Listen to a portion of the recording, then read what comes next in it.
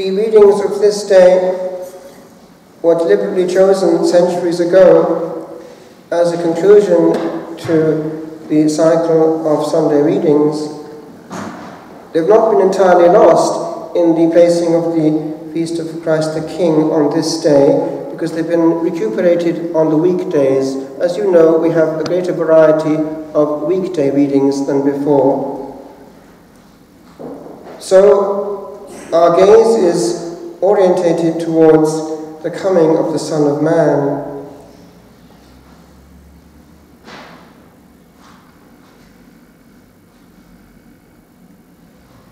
Years ago in France, I was listening to what my sous-maître, sub-novice master, was sharing.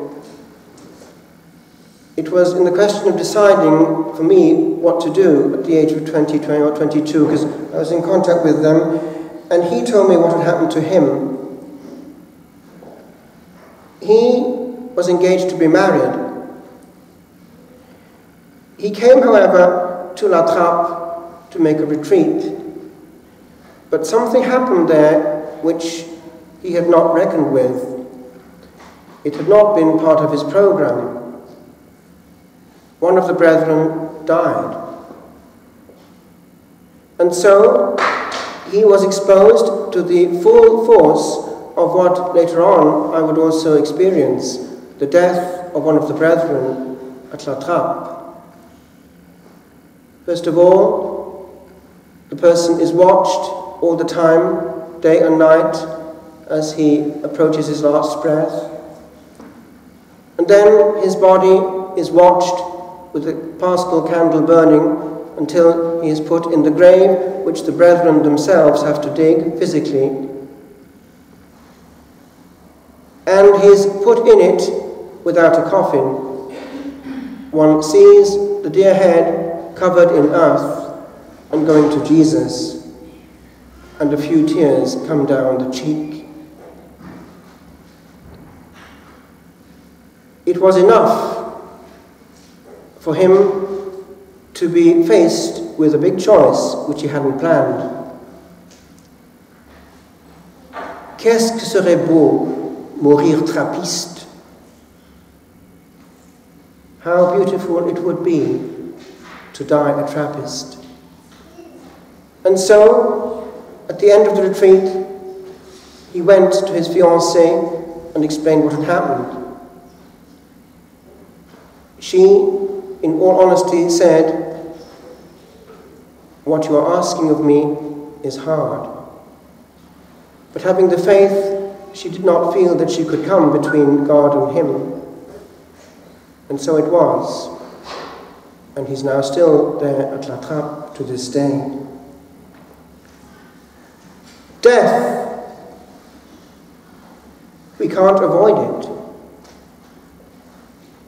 It is kind of important that we take the risk of going out of time into a place where once at least the author of time has access to us and therefore control over our time.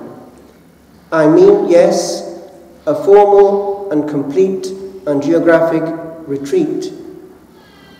It's part and parcel of our Catholic heritage. Unfortunately, contamination has entered the whole ministry of retreat work through insistence on sharing, and even worse, on group dynamics, where one goes into conversation and sharing during the sessions themselves. But even the fact of having to talk at meals is leakage and obstructs the operation of grace. A time of genuine risk before nothing but God, His truth, His grace, and yes, indeed, His gaze is different. And things happen because we take off our own control over the way our will is operating. Until that happens, He can't get through. Now, all of us here in this assembly are at a different point in time and in life. But one thing is clear. We can't avoid the issue of one day standing before the gaze that beamed us into being.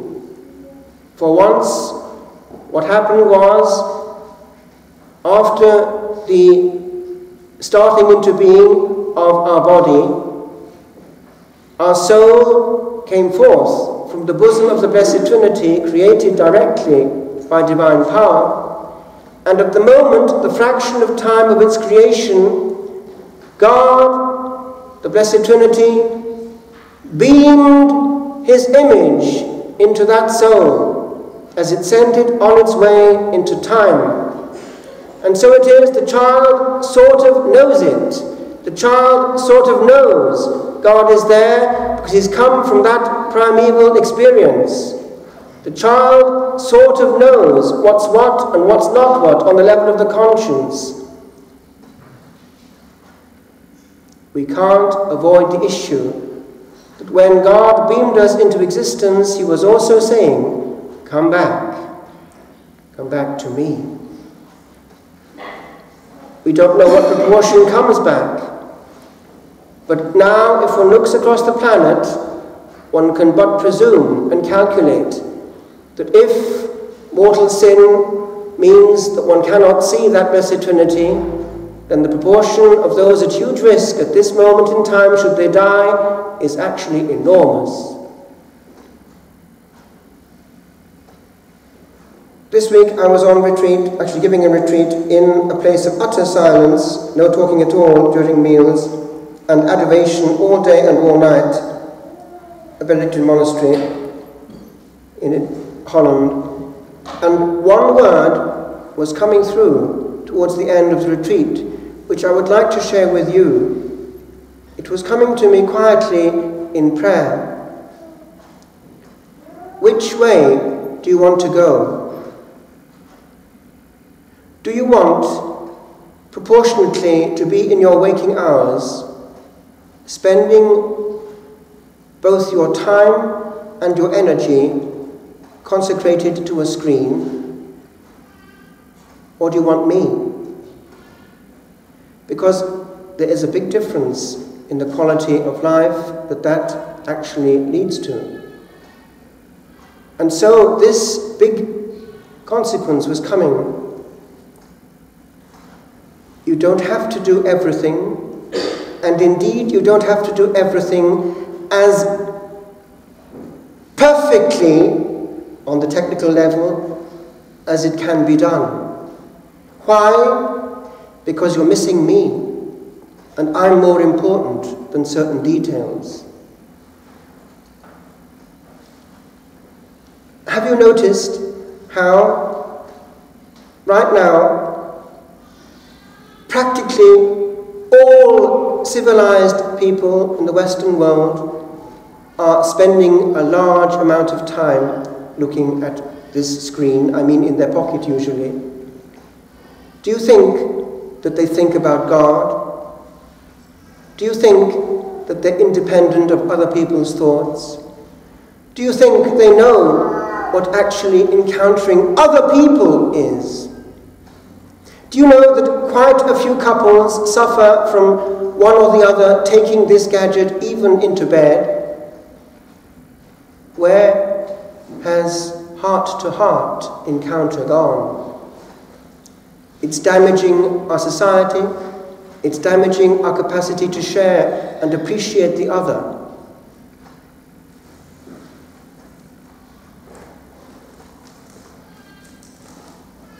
This cosmic reading mentions one specific phrase which I would like to finish on. When you see the abomination of desolation standing in the holy place,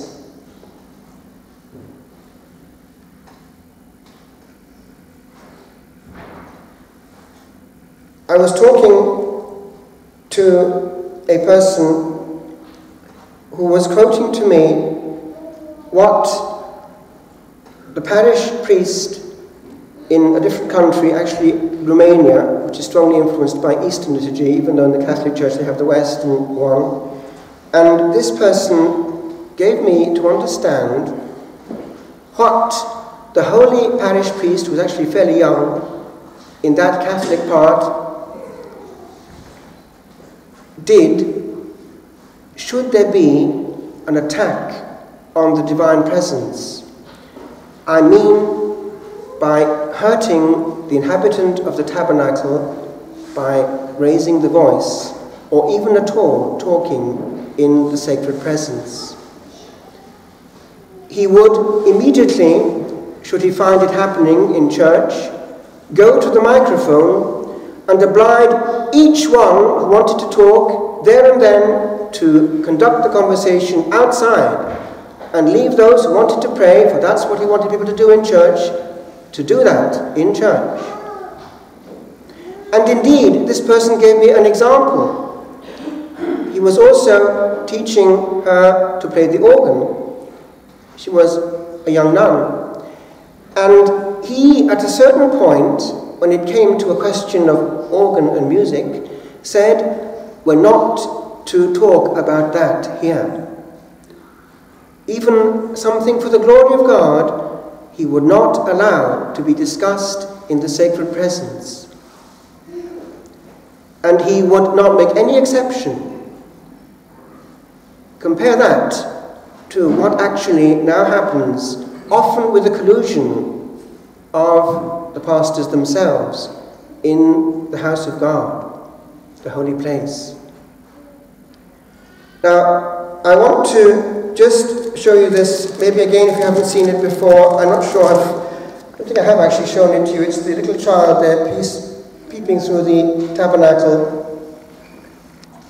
He's pleading. He's doing this sign.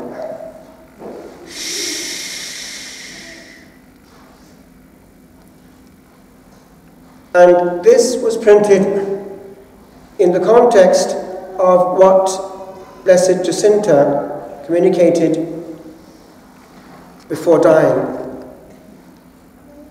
She had been given to understand directly by Our Blessed Lady that what was going on in the chapel of the place where she was dying was displeasing to Our Blessed Lady, and she said so to the Mother Superior, that the Lord, the Blessed Lady, did not want people to talk in the place of God. It had no effect. And she wrote, or got someone to write to the Cardinal Archbishop of Lisbon with this last message before she went to Our Blessed Lady. And here is the actual quotation.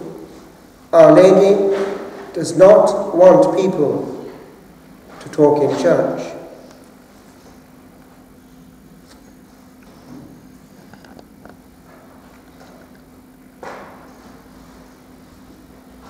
I make a jump to rejoin where I started. Even to have a machine which can talk is actually, in a way, something of the same. Even to have a message coming in, to hear its bleep, to think who's there, I wonder, I must have a look, is something of the same. We can't look and love totally Jesus Christ in the tabernacle or in the monstrance if a little bit of our thought is at that time available to somebody else. It can't be done. So, at the conclusion of this year, remember, time is running out. The quality of our time is limited. We used to have these little clocks, which actually made a tick on the wall. I think you know what I mean. This was actually stopped because it's actually a quartz one, but it would be the same face. And when I was a child, I used to be able to watch the actual time passing if I climbed up and looked at the big finger of the grandfather clock. It would go like this. So a little bit forward and a little bit back each time, but a slightly bit more forward each time, all propelled by this pendulum going round, and therefore at the rhythm of the pendulum. That happened when I was about 4. The time has gone, and many of my friends by now have gone on to the beyond. But now it hits me. Time is running out. From one retreat to the other, it's one more year. Are you going up or going down? Are you getting used to habits? Are you wasting precious time? Because it will never ever come back. I just conclude there are good ways of harnessing what is out there. Do you know that in Italy they have devised a means of actually looking as though you're listening to music, but you're actually playing the rosary? Because they're fairly keen on actually using what is usable. This looks like an egg. It's actually all the rosary, complete with meditations in between them, beautiful bits sung in between the decades, and a calm rhythm of saying it properly. And so that you can use it in your pocket, as people would with a transistor or a smartphone, they provided this. Earphones, which when they're plugged in, switch off the volume.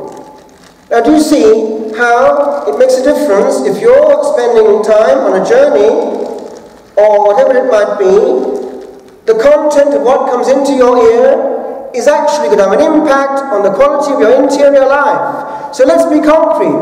Quality of life depends on our free choices, what we allow to come into us. For what comes into us is in us. And if it's a long exposure to bad stuff, we're contaminating our soul. And God can't reign on the will that is divided. So I leave it with you, my friends. At the conclusion of this liturgical year, hand it on to your Creator, who gave once only these precious, irrepeatable moments in cosmic time.